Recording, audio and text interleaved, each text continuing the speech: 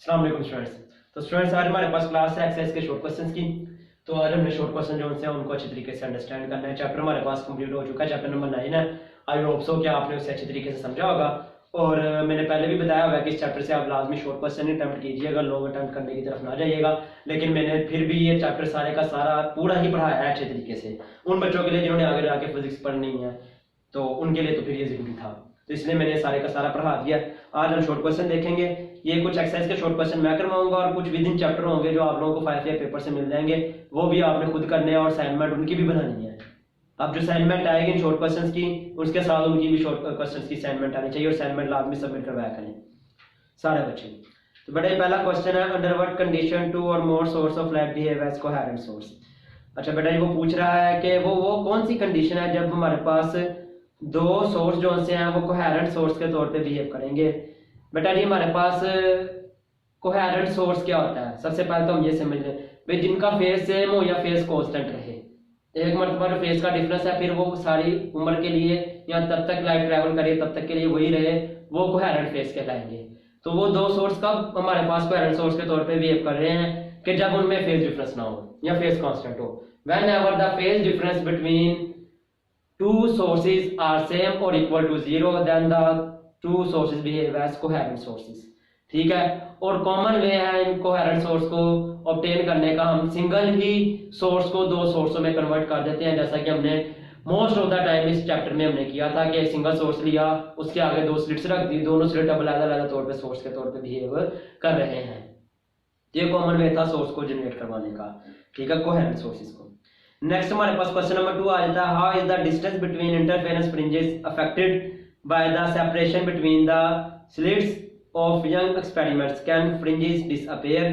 तो उसने पूछा है हाउ इज द जो फ्रिंजेस के दरमियान डिस्टेंस है यानी स्पेसिंग, फ्रिंज स्पेसिंग जो सी है वो किस तरह इफेक्ट की जा सकती है दोनों स्लिट के दरमियान डिस्टेंस के। तो आप लोगों को पता है फ्रिंज स्पेसिंग का जो फार्मूला है del y is equal to lambda l by d होता है, where d is the fringe spacing. तो अगर फ्रिंज स्पेसिंग ज्यादा हो slits distance between the slits, ये फ्रिंज स्पेसिंग है, डिस्टेंस बिटवीन द स्लिट्स है। अगर स्लिट्स के दरमियान डिस्टेंस ज्यादा है, अगर स्लिट्स के दरमियान डिस्टेंस ज्यादा है तो फ्रिंज स्पेसिंग कम होगी, इनवर्स रिलेशन है। ठीक है। और अगर स्लिट्स के दरमियान डिस्टेंस बहुत ज्यादा होगा तो फ्रिंज स्पेसिंग बहुत ज्यादा कम हो जाएगी और इसलिए हमारे पास जो सा है वो डिसअपीयर भी हो जाएंगे। तो ये पॉसिबल है जब हमारे पास स्लिट्स के दरमियान डिस्टेंस बहुत ज्यादा हो जाए तब फ्रिंज स्पेसिंग क्या हो जाएगी, बहुत कम हो जाएगी और वो डिसअपीयर हो जाएंगे फ्रिंजेस। अच्छा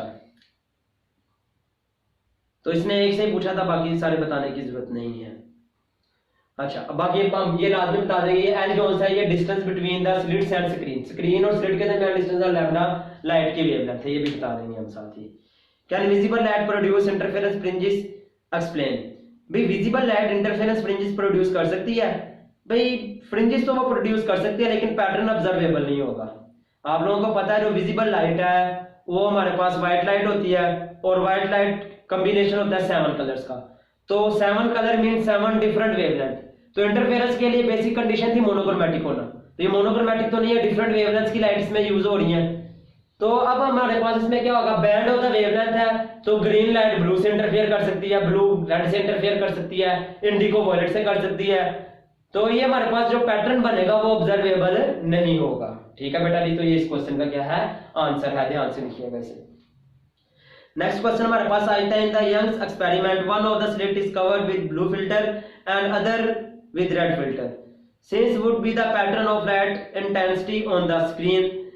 भाई हमारे पास इसमें कोई डार्क और ब्राइट का कॉन्सेप्ट नहीं आएगा, इंटरफेरेंस में भी फॉलो नहीं हो रही होगी, हमारे पास कोई भी डार्क और ब्राइट का कॉन्सेप्ट नहीं आएगा। इसमें हमारे पास क्या होगा, एक ब्लू लाइट होगी एक रेड लाइट, यानी ब्लू और रेड का पैटर्न हमें नजर आएगा।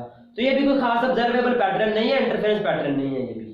ठीक है, यानी एक ब्लू लाइट है एक रेड लाइट है, दोनों की वेवलेंथ सेम नहीं है, तो ब्लू और रेड हमारे पास जो सी है वो पैटर्न हमारे पास मिलेंगे डार्क और ब्राइट की बजाय।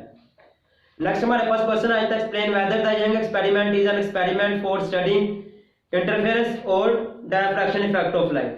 तो हमने बताना है जो यंग एक्सपेरिमेंट है वो एक्सपेरिमेंट है इंटरफेरेंस के लिए या डायफ्रैक्शन के लिए।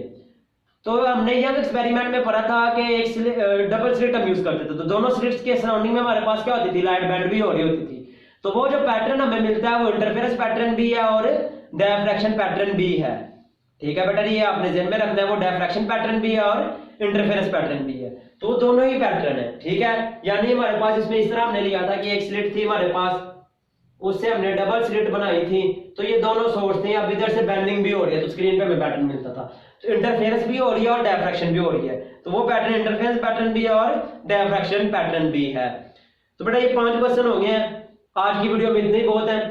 तो बाकी जो से क्वेश्चन है वो नेक्स्ट वीडियो में आएंगे। आपने इसकी असाइनमेंट बनानी है, क्वेश्चन नहीं लिख रहा आप लोगों ने, सिर्फ आंसर लिखना है। ठीक है, नंबर देख के। तब तक के लिए घरों में रहें, सेफ रहें।